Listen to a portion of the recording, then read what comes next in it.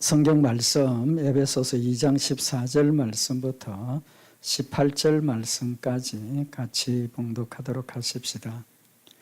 그는 우리의 화평인신지라 둘로 하나를 만드사 중간에 막힌 담을 허시고 원수된 것 곧 의문에 속한 계명의 율법을 자기 육체로 폐하셨으니 이는 이 둘로 자기 안에서 한 새 사람을 지어 화평하게 하시고 또 십자가로 이 둘을 한 몸으로 하나님과 화목하게 하려 하심이라.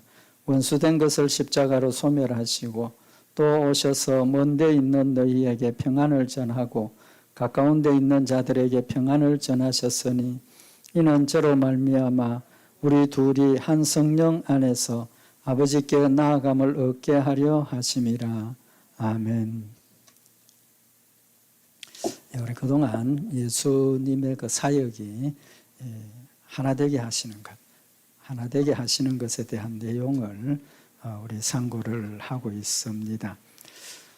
그래서 14절에 보면 우리의 화평이 예수님께서 우리의 화평이시고 중간에 막힌 담, 하나님과 우리 사이에 막힌 담, 또 이방인과 유대인의 막힌 담을 헐어주시고 계명의 율법을 예수님께서 폐하신 것이 완성하셨다라는 말씀까지 우리가 상고를 했습니다. 오늘은 16절에 있는 말씀입니다. 또 십자가로 이 둘을 한 몸으로 하나님과 화목하게 하려 하심이라. 원수된 것을 십자가로 소멸하셨다 하시는 이 말씀입니다. 여기에 있는 말씀을 보면 이 둘을 한 몸으로 하나님과 화목하게 하셨다. 이방인과 유대인이 하나가 된 것을 한 몸이라고 표현을 했습니다. 그죠? 그렇게 한 몸이 되도록 한 것이 십자가로 하셨다는 겁니다. 십자가로 이 둘, 유대인과 이방인들이 한 몸이 되게 하셨다는 겁니다. 이 십자가로 하셨다는 말은 우리가 하나님과 하나가 되고 또 이방인들이 하나가 되는 것은 예수님의 십자가에 못 박혀 죽으심으로 우리가 화목하게 되었다. 이제 그런 의미죠. 앞에서 우리가 상고를 했는데 여기 화목하게 하려 하심이라 하는 것은 전제가 뭡니까? 원수가 되었다는 거죠. 우리가 전에는 원수 되었는데 이제는 화목하게 만들기 위해서 십자가로 자신을 화목 제물로 삼아 주셨다라는 사실을 말씀을 하고 있는 겁니다. 그러면 우리가 하나님과 원수된 이유가 뭡니까? 죄죠. 우리가 앞에서 다 상고를 했는데 죄 때문에 하나님과 원수가 되고 우리가 하나님을 만날 수도 없고 하나님을 부를 수도 없고 이제 그런 상태에 있던 것을 예수님이 십자가에 못 박혀 죽으시고 부활하심으로 완전한 속죄의 제사를 하나님 앞에 드려서 우리의 죄를 온전케 하셨다는 거죠. 그래서 히브리서 10장 10절에 보면 이 뜻을 쫓아 예수 그리스도의 몸을 단번에 드리심으로 말미암아 우리가 거룩함을 얻었노라. 그래서 율법으로 드리던 속죄의 제사로는 우리가 완전하게 할 수가 없는 이제 그런 상태를 예수님께서 자신의 몸을 십자가에 제물로 드리셔서 완전한 제사를 이루어서 우리가 하나님 앞에 죄 용서함을 받았다는 거죠. 그래서 우리도 이방인들도 죄 용서함을 받았고 또 유대인들도 죄 용서함을 받아서 각각이 하나님을 중심으로 수직적인 하나가 되어서 수평적인 하나가 이루어졌다라고 말씀을 드렸습니다. 그래서 우리 모두가 그리스도 안에서 하나가 되었습니다. 그런데 오늘 여기 16절에 보면 이 하나됨을 이 둘을 한 몸으로 하나님과 화목하게 하려 하심이라라고 말씀을 하고 있습니다. 그동안 그저 하나님과 하나 되게 했다, 하나님과 하나 되게 했다, 이제 그렇게 표현을 했는데 여기 와서 이방인과 유대인이 한 몸이 되었다는 겁니다. 한 몸. 그 의미가 뭐겠습니까? 우리가 하나가 된 것이 그냥 된 것이 아니고 한 몸이 되었다라고 말씀을 하셔서 두 가지 의미를 우리가 생각을 할 수 있는데 하나는 완벽하게 하나, 분리될 수 없는 겁니다. 우리 눈이, 코가, 입이 내 몸에 완벽하게 하나가 되었죠. 따로 분리될 수가 없는 겁니다. 그죠? 어떤 지체든지 몸에서 분리될 수가 없다는 거죠. 그래서 완벽한 하나가 되었고 머리를 중심으로 우리는 각각의 지체로 하나가 되었다는 사실을 통해서 예수 그리스도를 중심으로 우리가 하나 되었다. 이제 그런 의미고 그 다음에 이제 그 지체가 되었다, 몸이 되었다 하는 것은 우리가 하나님을 섬기는 것이 뭘 가지고 섬깁니까? 마음으로 섬기고 몸으로 섬기는 거죠. 우리 몸으로 섬기는 겁니다. 그러니까 우리 신앙생활은 하나님 말씀을 순종하는 실제적인 열매를 지금 이야기를 하시는 겁니다. 그래서 로마서 12장 1절에 보면 그러므로 형제들아 내가 하나님의 모든 자비하심으로 너희를 권하노니 너희 몸을 하나님이 기뻐하시는 거룩한 산 제사로 드리라. 이는 너희의 드릴 영적 예배니라 라고 말씀을 하셔서 신앙생활하면서 저도 뭐 자주 그런 표현을 하지만 마음을 보시는 하나님이시다. 마음을 보시는 하나님이시니까 때로 우리가 어려운 형편, 처지 하나님 이해하신다. 저는 늘 그런 말씀을 드리기는 하는데 맞죠. 맞지만은 근본이 하나님은 우리 몸으로 하나님 말씀을 순종하고 하나님을 섬기기를 원하시는 것이고 마음이 있으면 뭐도 따라갑니까? 몸도 따라가게 되어 있다는 거죠. 정말 어쩔 수 없는 상황에서 간절함이 있고 또 사랑이 있고 충성심이 있고 다 있는데 몸이 불편하다든지 뭐 직장이라든지 여러 가지 문제들 때문에 하나님 앞에 직접 내가 몸으로 수고를 하지 못하는 그런 일들이 있을 수 있고 또 있습니다. 그런 경우에는 하나님 우리의 마음을 보시고 아신다는 거죠.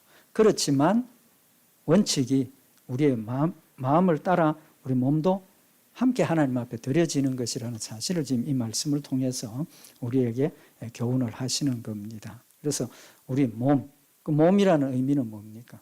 순종을 의미하는 거죠. 순종입니다. 너희 몸을 하나님이 기뻐하시는 거룩한 산 제사로 드리라라고 하시는 이 말씀의 핵심은 순종을 요구하시는 거죠. 다른 거 아무것도 없습니다. 순종하는 겁니다. 순종하면 그것이 충성이 되는 것이고 순종하면 그것이 헌신이 되는, 사실 좀 헌신이라는 표현이 우리가 많이 쓰기는 하지만 좀 이렇게 의미를 깊이 생각을 해보면 헌신이라는 의미는 좀 안 맞는 경우도 있을 수 있다고 생각을 합니다. 그죠? 우리 헌신은 하나님 앞에 사도 바울이 그만큼 죽기까지 순종을 했지만 내 했던 모든 일들이 뭐라고 그랬습니까? 하나님의 은혜로 하는 것이라는 관점에서 보면 내가 하나님 앞에 헌신합니다 하는 것 자체가 어떻게 보면 내 힘으로, 내 노력으로, 내 수고로 하나님 앞에 헌신한다. 그런 의미가 될 수도 있다는 거죠. 이제 오늘 왜 이제 이 말씀을 드리느냐 하면 하나님이 우리로 하나님과 예수 그리스도를 화목케 하는 역할을 하신다는 겁니다. 그러니까 하나님과 우리 사이에 화목케 하시는 역할. 그죠? 여기 오늘 16절에 보면 또 십자가로 이 둘을 한 몸으로 하나님과 화목하게 하려 하심이라. 원수된 것을 십자가로 소멸하셨다. 원수되어져 있던 하나님과 원수의 관계로 있던 우리들을 예수님께서 십자가로 원수된 상황을 소멸해버리고 하나님과 화목해 하셨다는 겁니다. 화목해 하셨다. 그 화목해 하신 역할을 우리는 뭐라고 표현을 합니까? 예수님이 하나님과 우리 사이에 뭡니까? 중보자네, 중보자. 그죠? 중보자. 그 우리가 예수 그리스도는 우리와 하나님 사이의 중보자입니다. 그 중보자라는 의미는 양쪽에 있는 그 사람들을 중재를 하고 이렇게 잘 이렇게 조율을 해서 하나 되게 하시고 화목하게 하는 이제 그런 의미인데 예수님이 하나님과 우리 사이의 중보자로서 원수였던 우리를 하나님이 연합하게 하시고 하나님이 우리를 수용하게 하시고 또 우리도 하나님을 알지 못하고 하나님과 원수되어져 있던 그런 우리를 예수님께서 우리에게 하나님을 영접하게 하시고 하나님을 믿게 하시고 순종하게 하시는 그런 하나 되게 하시는 역할을 하시기 때문에 예수 그리스도를 중보자라고 말씀을 하죠. 그래서 성경에도 디모데전서 2장 5절에 보면 하나님은 한 분이시요 또 하나님과 사람 사이의 중보도 한 분이시니 곧 사람이신 그리스도 예수라. 사람이신 그리스도 예수가 하나님과 우리 사이의 중보자라는 사실을 명확하게 지금 밝히고 있는 겁니다. 그럼 사람이신 그리스도 예수라는 말은 인간으로 오셔서 우리를 대신해서 십자가에 못 박혀 죽으신 그 사역을 지금 중보의 사역이라고 말씀을 하고 있는 거죠. 그러면 여기 오늘 디모데전서 2장 5절에 보면 하나님은 한 분이시요 하나님과 사람 사이의 중보도 한 분이시니 그랬습니다. 그러니까 하나님과 우리 사이의 중보자는 예수님밖에 없다는 겁니다. 그죠? 예수님밖에 없다는 겁니다. 그래서 요한복음 14장 6절에 보면 예수께서 가라사대 내가 곧 길이요 진리요 생명이니 나로 말미암지 않고는 아버지께로 올 자가 없느니라. 예수 그리스도가 아니면 우리는 하나님께 갈 수 없다는 겁니다. 그러니까 유일하게 우리를 하나님께로 이끌고 하나님을 알게 하고 하나님을 믿게 하는, 또 우리의 죄를 용서하셔서 하나님이 우리를 연락하시도록 받아들이시도록 하시는 역할을 예수님이 하신다는 겁니다. 그래서 그럼 중보라는 그 사역이 실제적인 구체적인 그 중보 사역에 대해서 잠깐 간단하게 말씀을 드리면, 이 중보는 이제 말씀드린 것처럼 하나님과 우리 사이에 막혀 있는 담을 흘어버렸기 때문에, 한 가지는 우리가 하나님을 알지 못하던 것을 하나님을 알게 하시고 믿게 하시고, 또 두 번째는 뭡니까?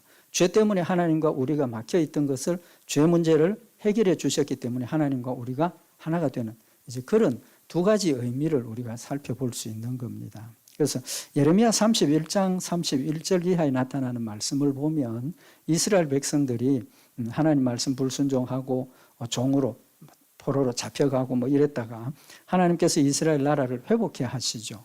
그 회복해 하시는 내용을 말씀을 하시는데, 예레미야 31장 31절에 보면 나 여호와가 말하노라 보라 날이 이르리니 내가 이스라엘 집과 유다 집에 새 언약을 세우리라. 이 새 언약은 뭡니까? 예수 그리스도로 우리를 믿음으로 구원받는 그 언약을 의미를 하는 거죠. 그래서 나 여호와가 말하노라 이 언약은 내가 그들의 열조의 손을 잡고 애굽 땅에서 인도하여 내던 날에 세운 것과 같지 아니할 것은 내가 그들의 남편이 되었어도 그들이 내 언약을 파하였음이니라. 하나님께서 이스라엘 백성들을 애굽에서 이끌어냈지만 가나안 땅에 들어가서 그들이 꾸준히 하나님을 섬기고 하나님의 백성으로서 살아갔어야 하는데, 하나님을 버리고 우상을 숭배하고 하나님께서 선지자를 보내서 회개를 촉구하고 하나님이 여러 가지 방법으로 인도했지만 그들이 거절했다는 거죠. 그래서 결국은 하나님께서 징계하셔서 나라를 흩어버리는 그런 상황까지 갔다는 거죠. 그래서 그 언약은 파하여지고 나 여호와가 말하노라 그러나 그날 후에 내가 이스라엘 집에 세울 언약은 이러하니, 그러니까 율법으로 주었던 그 언약은 이제는 예수 그리스도를 통해서 완성하고 폐기하고 새로운 언약을 주신다는 겁니다. 물론 율법 안에 예수 그리스도를 믿음으로 구원받는 은혜의 그런 내용들이 들어있었지만 그건 모형으로 주신 것이죠. 이제 그런 의미를 지금 이야기를 하는 겁니다. 그러시면서 곧 내가 나의 법을 그들의 속에 두며 그 마음에 기록하여 나는 그들의 하나님이 되고 그들은 내 백성이 될 것이라. 하나님의 법을 처음에는 어디다 기록해 주셨습니까? 돌판에. 십계명 두 돌판에 기록해서 주었는데 이제는 하나님의 법을 그들의 속에 둔다. 마음에 기록하신다 그랬습니다. 그러니까 하나님을 믿는 믿음은 우리 마음에 믿음을 주셔서 이것은 변치 않는다. 변치 않는다. 모세가 두 돌판을 들고 내려오다가 던져서 깨어버렸으니까 그 두 돌판 없어졌지 않습니까? 그렇지만 하나님께서 우리 마음에 새겨주시는 이 믿음은 절대로 결단코 변치 않는다라고 말씀을 하시고, 나는 그들의 하나님이 되고 그들은 내 백성이 될 것이다 라고 이제 말씀을 하시고, 예레미야 31장 34절에 중요한 말씀을 하시는데, 그들이 다시는 각기 이웃과 형제를 가리켜 이르기를 너는 여호와를 알라 하지 아니하리니 이는 작은 자로부터 큰 자까지 다 나를 알미니라. 그 다음에 두 번째는 내가 그들의 죄악을 사하고 다시는 그 죄를 기억지 아니하리라 여호와의 말이니라 라고 말씀을 하십니다. 여기 이제 두 가지를 말씀을 하시죠. 하나는 하나님께서 우리 마음에 말씀을 기록을 해 주시는데, 다시는 각기 이웃과 형제를 가르쳐 이르기를 너는 여호와를 알라 하지 않는다. 하나님 알아야 된다. 이제 하나님 알아라. 하나님 믿어라. 그렇게 하지 않는다는 겁니다. 왜? 작은 자로부터 큰 자까지 다 하나님을 알기 때문이라고 말씀을 하고 있습니다. 그 다음 두 번째는 죄 때문에 하나님과 우리가 원수되었는데 예수 그리스도가 십자가에 못 박혀 죽으셔서 구속하심으로 말미암아서 하나님과 하나가 되었다는 거죠. 두 가지를 지금 이야기를 하는 겁니다. 하나는 하나님을 아는 것, 하나는 예수를 믿는 것, 죄 용서 받는 것, 두 가지를 지금 이야기를 하시는 겁니다. 대개 우리가 중보라 그러면 이 죄 용서에 대한 문제만 우리가 생각을 하는데 하나님을 알고 다시는 하나님을 알아라 그 말할 필요 없이 우리가 하나님을 알도록 하신다라고 지금 말씀을 하고 있는 겁니다. 이제 그 의미가 뭐냐 하면 우리가 신약과 구약을 나누는데 구약은 신약의 모형이다라는 거죠. 모형이다. 예를 들면 창세기 1장, 2장, 3장, 4장에 나타나는 그 창조와 아담과 하와의 범죄와 그 다음에 하나님께서 그들에게 쫓아내시는 이런 내용들이 거기에 이미 예수 그리스도를 통해서 구원하시는 의미들을 포함을 하고 있다는 거죠. 그렇지만 그것을 알 수가 있습니까? 없습니까? 모른다는 거죠. 몰랐다는 겁니다. 또 선지자들을 보내어서 하나님께서 예수 그리스도에 대한 이야기들을 예언을 해 주셨지만 이스라엘 백성들이 그 예언을 정확하게 알았습니까? 몰랐습니까?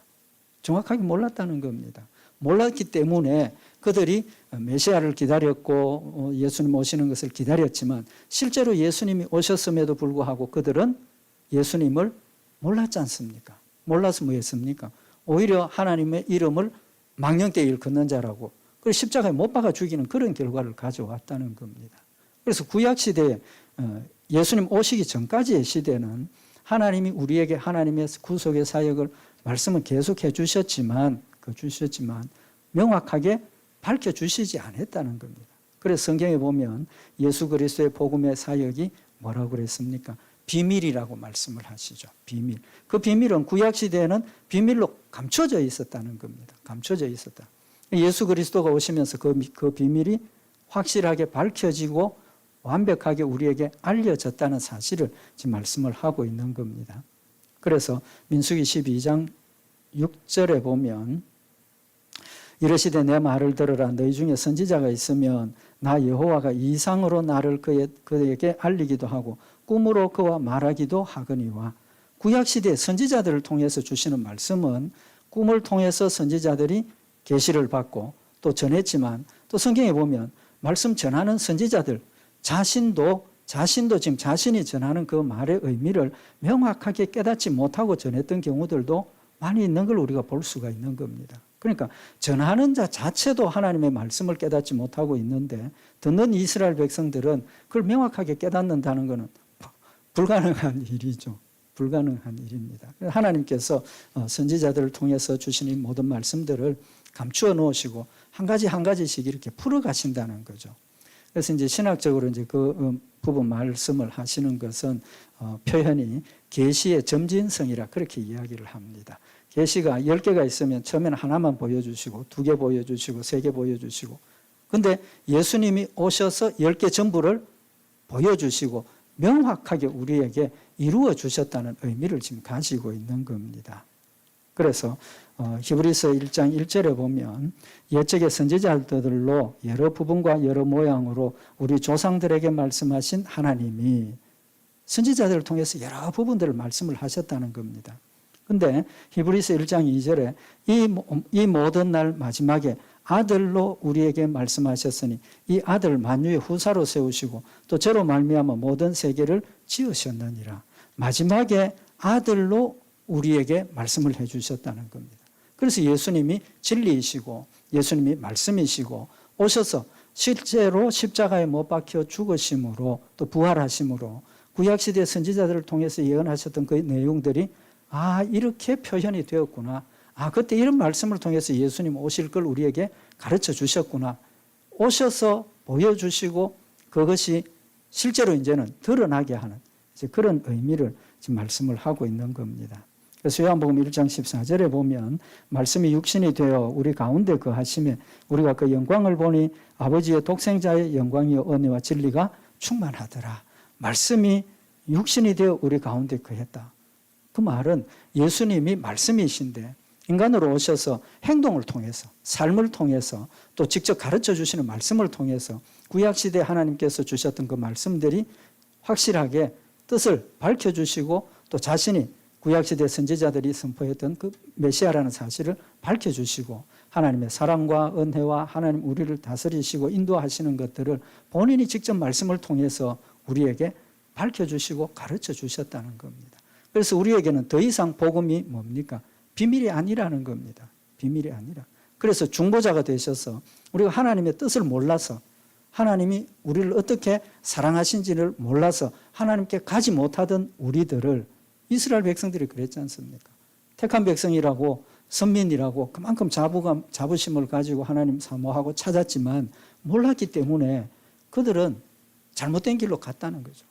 비록 우리는 이방인이지만 하나님께서 예수 그리스도를 통해서 확실하게 계시해 주신 이 말씀을 통해서 하나님과 우리가 하나가 되는, 그래서 우리 몸으로 하나님께 나갈 수 있는 그런 축복을 주셨다는 사실을 중보의 의미에서 한 가지 말씀을 하시는 겁니다. 그래서 예수 그리스도가 오심은 계시의 완성입니다. 그래서 마태복음 11장 13절에 보면 모든 선지자와 및 율법에 예언한 것이 요한까지다. 요한까지다. 그 요한이 마지막 선지자입니다. 그 다음에 이제 예수님이 선지자로 오셔서 이 모든 것들을 몸으로 보여주시고 십자가에 죽으심으로 보여주시고 그래서 그동안 감춰있던 일들을 확실하게 이제 명확하게 증거하시는 그런 역사를 이루어 주셨습니다. 그 다음에 이제 우리가 죄 용서하시는 중보에 대한 건 우리가 다 아는 이야기인데 간단하게만 말씀을 드리십시다. 그 중보의 의미는 우리가 죄인이기 때문에 하나님을 볼 수도 없고 음성을 들을 수도 없고 만날 수도 없는 그런 상황인데 예수님께서 십자가에 못 박혀 죽으시고 우리를 죄 용서함 받는 그런 축복을 주셔서 하나님과 자유롭게 만나는 그런 축복을 주셨죠. 그래서 예수님 십자가에 못 박혀 죽으실 때 회막과 성소와 지성소를 가르는 그 휘장이 위에서부터 아래로 찢어지면서 이제는 더 이상 성소와 지성소의 구별이 없어졌다는 겁니다. 그 의미가 뭡니까? 성소와 지성소를 나누었다는 것은 지성소에 마음대로 못 들어간다는 거죠. 근데 그거 휘장이 찢어지고 없어졌으니까 막혔던 것이 없어졌으니까 지성소에 우리가 마음대로 들어갈 수 있다는 겁니다. 지성소에는 하나님이 계시는 곳이죠. 그래서 이스라엘 백성들에게 이 지성소에서 내가 거기에 있고 내가 거기에서 너희에게 말하고 너희를 만나고 제사장들만 들어가요. 지성소는 대제사장들만, 그것도 1년에 한 번밖에 못 들어가요. 하나님 만나러. 그렇지만 그 구분이 없어지면서 우리는 언제든지 항상 수시로 하나님을 만날 수 있게 되었다는 겁니다. 그 의미가 이미 하나님께서 우리 마음 가운데 와 계신다는 거죠. 항상 함께 계신다는 겁니다. 여기 성령의 의미를 조금 우리가 말씀을 더 드리면 구약시대의 성령하고 신약시대의 성령하고 차이점이 있습니다. 그 차이점이 뭐냐 하면 구약시대의 성령은 오셔서 역사를 하시다가 거역하고 택한 백성이 아니면 떠나가시는 거예요. 떠나가시는 거예요. 이제 그 조금 그 신학적으로 논리적으로 그 할는지 모르겠는데 그 대표적인 예가 어디에 있습니까? 사울 임금이 기름 부음 받을 때 성령이 충만해서 그도 선지자들하고 같이 예언을 하면서 갔습니다. 그리고 왕이 되어서 나라를 다스리고 하나님을 섬기다가 마지막에 교만해지고 자만에 빠져서 성령이 떠나가 버리시는 이제 그런 역사를 볼 수가 있죠. 사울 임금도 왕이 되어서 그렇게 하다가 떠나가서 악신이 그에게 부려서 막 다윗을 죽이려고 하고 성경에 그런 내용들이 나오죠. 그럼 그 역사는 성령이 그에게 임하셨다가 성령이 떠나가고 악신이 그의 마음속에 들어와서 이제 역사를 하는 이제 그런 경우로 우리가 해석을 합니다. 근데 신약 시대의 성령은 예수님께서 제자들에게 뭐라고 약속을 하십니까? 제자들이 예수님 죽으신다 하니까 걱정하고 막 그렇게 하니까 예수님께서 아들아 걱정하지 말아라. 내가 너희를 떠나는 것이 너희에게 유익하다. 왜? 내가 떠나야 다른 보혜사가 너희에게 와서 영원토록 너희와 함께 있다. 그리고 그 보혜사가 너희에게 내가 너희에게 가르친 말을 기억나게 하고 깨닫게 하고 그렇게 말씀을 하시죠. 그러니까 예수님이 하늘나라로 가시면서 보혜사 성령님을 보내주셔서 우리와 영원토록 함께 계시는 겁니다. 그래서 하나님과 우리 사이가 원수가 되어서 하나님을 만나지도 못하고 하나님의 단절된 그런 우리들을 예수님이 십자가에 못 박혀 죽으시고 우리의 죄를 용서하심으로 우리가 거룩한 백성이 되어서 성령님이 오셔서 내 안에 이제는 완벽하게 거하시는 겁니다. 그래서 우리 몸이 성령이 거하시는 성전이라고 말씀을 하시고 그래서 우리 몸 자체를 하나님 제물로 받으시기를 원하신다는 겁니다. 우리 몸으로 하나님 앞에 드릴 수 있는 것은 하나님께서 우리의 몸을 거룩한 몸으로 만들어 주셨기 때문에 제물이 하나님 앞에 드려지는 제물이 흠이 없어야 되잖아요.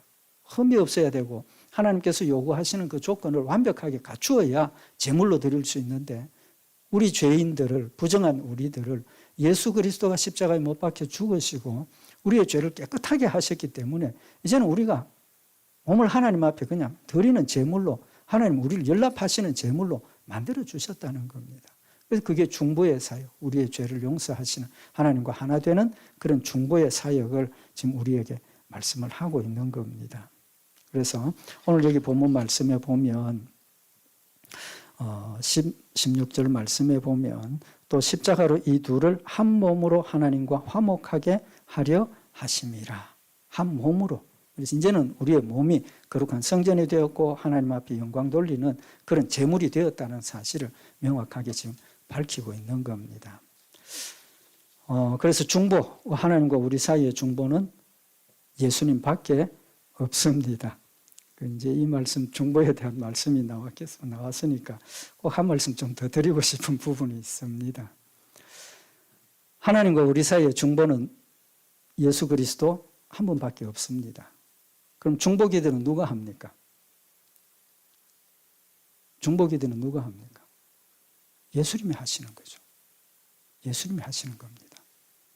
우리가 중보 기도 할 수 있습니까? 없습니까? 내가 암만 중보 기도를 해도 그 중보 기도 아닙니다. 아니에요. 좀 과장하게 표현을 하면 우리 중보 기도 합시다 하는 것은 내가 예수 그리스도가 되자는 소리예요. 왜? 성경에 분명하게 하나님과 우리 사이의 중보는 예수 그리스도밖에 없다 그랬는데 우리 성도들이 중보 기도하고 중보 예수 그리스도 되자 그러면 됩니까? 안 됩니까? 제가 좀 흥분했는데 아니에요. 아니에요. 잘못된 거예요. 얼마나 교만합니까? 내가 예수가 되자는 그 소리인데 우리 표현을 참 잘 해야 돼요. 우리가 다른 사람을 위해서 열심히 기도해야 합니다. 기도해야 돼요. 그건 중보기도 아닙니다. 중보기도 아니에요. 디모데전서 2장 1절에 보면 그러므로 내가 첫째로 권하노니 모든 사람을 위하여 간구와 기도와 도구와 감사를 하되 많은 사람, 다른 사람을 위해서 기도하라 그랬습니다. 기도하라 그랬어요. 그런데 그 기도는 중보를 안 그랬어요.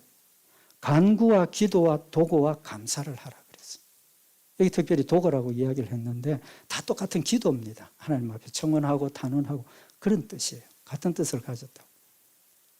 그런데 중보는 단어가 다릅니다. 단어가 달라요. 예수 그리스도가 우리를 위해서 하나님 앞에 드리는 기도는 예수 그리스도가 중보자로서 하나님 앞에 드리는 기도입니다. 중보기도. 우리가 다른 사람을 위해서 하는 기도는 간구와 기도와 도구와 감사를 하자. 이렇게 말씀을 해요. 그럼 우리가 같이 우리 다른 성도들 위해서 기도합시다. 이러면 되잖아요. 그냥 우리 다른 성도들 위해서 기도합시다. 목사를 위해서 기도해 주세요. 그래도 되는데 왜 하필이면 중보라는 단어를 쓰느냐는 거예요. 안 써도 되는 단어를 왜 쓰냐고요. 그 소리를 들을 때마다 저는 굉장히 좀 마음이 아파요. 마음이 아프고 또 좀 설교 시간에 흥분이 됐는데 우리가 하나님 말씀 가운데서 말씀대로 우리가 신앙생활하는 것이 하나님이 원하시는 것이고 뭐 세밀하게 이건 좀 뭐 별로 중요 안 하게 생각할 수도 있습니다. 또 중보기도라는 단어를 예수 그리스도의 중보라는 의미로 안 쓰고 우리가 다른 사람을 위해서 기도하자 그런 뜻으로 쓰는 별로 이해는 되죠.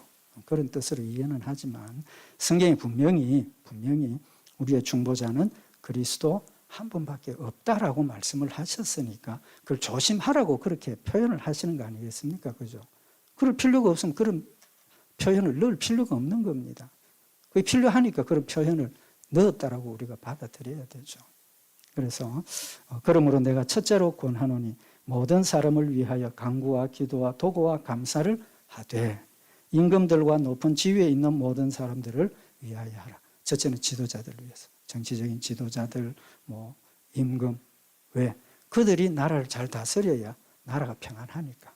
이제 그렇게 이야기를 하죠. 그럼 다음 기회에 말씀을 상고를 하도록 하고. 어쨌든 하나님이 우리 이방인과 유대인들을 한 몸이 되게 하셔서 그다음에 하나님과 화목하게 하시는 그런 역할을 십자가로 원수된 걸 소멸했다. 이제 그 사실 우리 오늘 다시 한번 마음에 새기고 우리의 구주가 되시고 우리의 중보자가 되시고 우리의 구원자가 되시는 예수님의 그 사랑과 은혜를 다시 한번 마음에 새기고 우리도 하나님을 뜨겁게 사랑하면서 우리 몸을 하나님이 원하시는 하나님 기뻐하시는 산 제물로 드리는 복된 역사에 있기를 원합니다. 기도드리십시다. 사랑의 하나님 아버지, 우리의 중보자가 되셔서 우리의 죄를 대신해서 하나님 앞에 간구해 주시고 우리의 중보자가 되어서 우리를 대신해서 죄의 값을 치르시고 십자가에 죽으시고 우리의 죄를 용서하신 예수님의 뜨거운 사랑과 은혜를 이 시간 다시 한번 마음에 새기는 시간이 되게 하시고 하나님 주신 은혜와 사랑이 우리 마음속에 늘 충만하게 하시고 기쁨과 감사함으로 주를 의지하며 순종하며 주의 뜻을 이루어가는 열매 맺는 복된 성도들 되도록 주님 축복하여 주시옵소서. 우리 주 예수 그리스도의 이름으로 기도드리옵나이다. 아멘.